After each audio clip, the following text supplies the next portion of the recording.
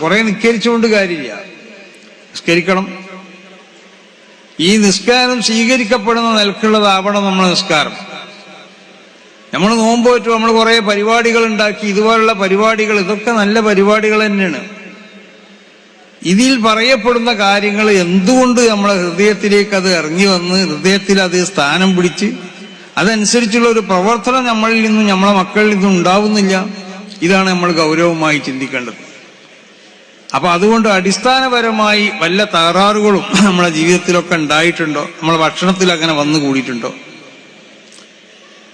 അതുപോലെ നമ്മളോട് ബന്ധപ്പെട്ട പലതിലും അങ്ങനെ വല്ലതും ഉണ്ടായിട്ടുണ്ടോ എന്ന് ഓരോരുത്തരും സ്വയം ചിന്തിക്കാം.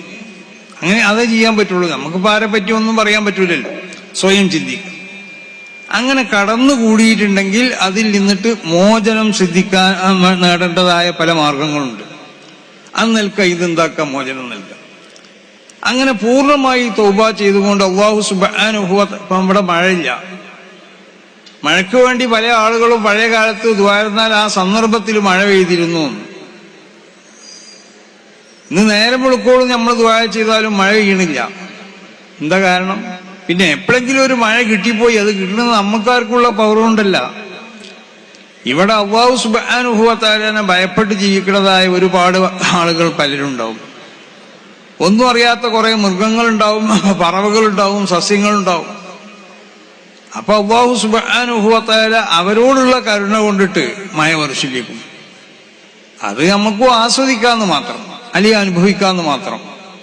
അപ്പൊ അതുകൊണ്ടിട്ട് തെറ്റുകളിൽ നിന്ന് പൂർണ്ണമായും കൊണ്ടിട്ട് മടങ്ങുക. തെറ്റുകൾ ഉണ്ടാവും, മനുഷ്യരാകുമ്പോൾ തെറ്റുകളൊക്കെ നമ്മൾ തൗബ ചെയ്യും. ആ നിലക്ക് ശരീഅത്തിന്റെ ശരിയായ റൂട്ടിൽ കൂടി ജീവിക്കാൻ വേണ്ടി ഓരോരുത്തരും ശ്രമിക്കാം. കഴിയണത്ര നമ്മൾ അല്ലാഹുവിന്റെ സ്മരണ നിലനിർത്താൻ വേണ്ടി ദിക്റുകളിലായി കൊണ്ടിട്ട് നമ്മൾ സർവ്വസമയത്തും ദാക്കിരികളാവാൻ വേണ്ടി നമ്മൾ ശ്രമിക്കും. നമ്മളെ ഭക്ഷണത്തിലോ മറ്റോ ഹറാമുകൾ കടന്നുകൂടിയിട്ടുണ്ടെങ്കിൽ അതിൽ നിന്നും ഒഴിവാവാനുള്ള മാർഗം സ്വയം ആലോചിച്ചുകൊണ്ട് അതിന് ഒഴിവാവാൻ വേണ്ടി ശ്രമിക്കാം. ആ നിലക്കൊരു എന്നിട്ട് ഹൃദയവിശുദ്ധി, അപ്പോഴാണ് ഹൃദയവിശുദ്ധി ഉണ്ടാവുള്ളൂ. അല്ലാതെ ഹൃദയവിശുദ്ധിക്ക് വേണ്ടി പലരും പിന്നാലെ പോയതുകൊണ്ട് ഹൃദയവിശുദ്ധി ഉണ്ടാവൂല. ആരെങ്കിലും പറഞ്ഞു തന്നെ ദിക്റൊക്കെ ചെല്ലിയതുകൊണ്ടും ഹൃദയവിശുദ്ധി ഉണ്ടാവൂല. ആ ഹൃദയവിശുദ്ധി ദിക്റ് ആ ഹൃദയവുമായി കൊണ്ട് ഇണങ്ങിച്ചേരണം. ആ ദിക്റിന് അനുകൂലമാവുന്നതായ ഒരു സ്ഥിതിയാവണം നമ്മുടെ ശരീരത്തിൽ ഉണ്ടാവുന്നത്. ആ ഒരു സ്വഭാവം നമ്മുടെ ശരീരത്തിലേക്ക് ആദ്യം ഉണ്ടാക്കാൻ വേണ്ടി ഓരോരുത്തരും ശ്രമിക്കാം.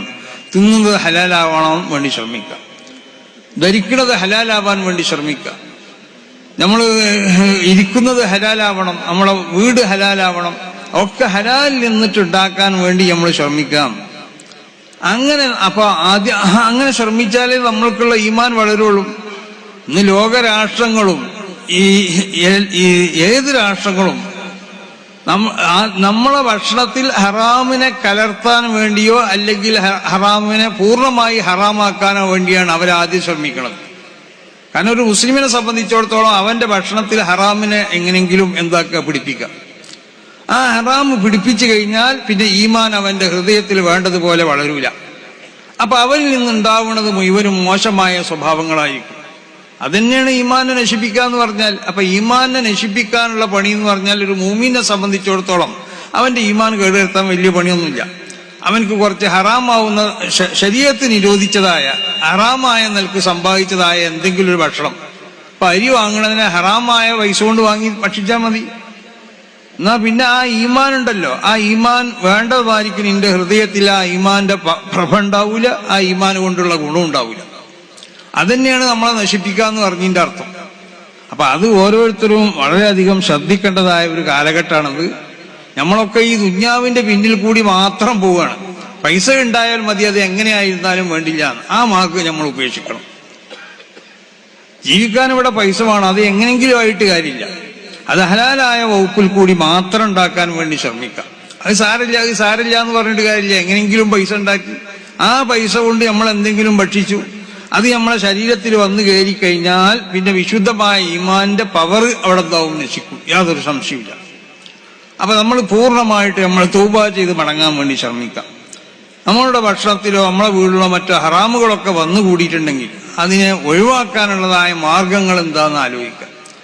അത് വേണ്ടപ്പെട്ടവരോട് ചർച്ച ചെയ്യാം. ആ നിലക്ക് അതിനൊക്കെ ഒഴിവാക്കിക്കൊണ്ട് കുറച്ച് മതി ദുന്യാവ്, ബർക്കത്തുണ്ടായാൽ മതി. അതാണ് ഏറ്റവും വലുത്. ദുന്യാവ് അധികം ഉണ്ടാവുക എന്നല്ല, ദുന്യാവ് കുറച്ചുണ്ടായാലും മതി. അതിൽ അല്ലാഹു സുബ്ഹാനഹു വ തആല ബർക്കത്ത് ചെയ്ത് തന്നാൽ മതി. അങ്ങനെയല്ലേ നമ്മളെ മുൻഗാമികളൊക്കെ ജീവിച്ചത്? എല്ലാ നിലക്കുള്ള സൗകര്യങ്ങളും അവർക്ക് ഉണ്ടായില്ലേ, ഒരു ബുദ്ധിമുട്ടും അവർക്ക് ഉണ്ടായില്ല. നമ്മൾ ഈ ദുന്യാവിൻ്റെനോടുള്ളതായ ഈ അമിതമാവുന്ന ആർത്തി അത് തലച്ചോറ്റിൽ കയറി കഴിഞ്ഞാൽ അതിനെ തലച്ചോറ്റിൽ നിന്ന് എടുത്തു ഒഴിവാക്കാൻ കുറച്ച് പ്രയാസമായിരിക്കും.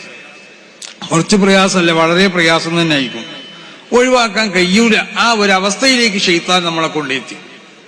അപ്പൊ അതുകൊണ്ടിട്ട് ആത്മീയതയിലേക്ക് മടങ്ങുക. ആ ആത്മീയതയിലേക്ക് മടങ്ങുക എന്ന് പറഞ്ഞാൽ ദിക്റിലി നടന്നുകൊണ്ട് മാത്രം പോരാ, ഹൃദയത്തിനെ ശുദ്ധിയാക്കണം. ഹൃദയത്തിനെ ശുദ്ധിയാക്കണം എന്നുണ്ടെങ്കിൽ നമ്മളെ ശരീരത്തിൽ നമ്മൾ ഈ കാണുന്ന നമ്മളെ ഈ ജഡം ഉണ്ടല്ലോ, ഈ ജഡം അത് വിശുദ്ധമാവുന്നതായ ശരീഅത്ത് നിർദ്ദേശിച്ചതായ നിലക്കുള്ളതായ ഒരു ശരീരത്തിന് നമ്മൾ ഉണ്ടാക്കണം. എന്നാൽ മാത്രമേ മറ്റുള്ള സംഗതികൾ അതിന്റെ മേൽ കൂടി തുടർന്ന് ചെയ്താൽ അതെന്താവുള്ളൂ, അള്ളാഹു ഉദ്ദേശിച്ചതായ രൂപത്തിലാവുള്ളൂ. അതല്ലെങ്കിൽ ഉണ്ടല്ലോ ഒരു കാര്യം ഉണ്ടാവും. അപ്പൊ ഏതായാലും അള്ളാഹു സുബ്ഹാനഹു വ തആല നമ്മളെയും നമ്മളെ നാടിനെയൊക്കെ അള്ളാഹു കാത്തുരക്ഷിക്കട്ടെ. നമ്മുടെ നാടുകളിലൊക്കെ ഈ നിലനിന്നു പോകുന്ന ഈ മതസൗഹാർദ്ദവും ഈ സ്നേഹവും ഒക്കെ അള്ളാഹു ഖിയാമത്ത് നാൾ വരെ നിലനിർത്തി തട്ടെ. നമ്മുടെ നാടിനെ സർവ്വവിധ ആഫാത്തുകളെ തൊട്ടും ഫിത്നകളെ തൊട്ടും ഇത്യാദി സർവ്വ ബുദ്ധിമുട്ടുകളെ തൊട്ടും അള്ളാഹു കാത്തുരക്ഷിക്കട്ടെ എന്ന് ദുആ ചെയ്തുകൊണ്ട് യോഗം ഉദ്ഘാടനം ചെയ്തതായി പ്രഖ്യാപിക്കുന്നു. അസ്സലാമു അലൈക്കും വറഹ്മത്തുള്ളാഹി.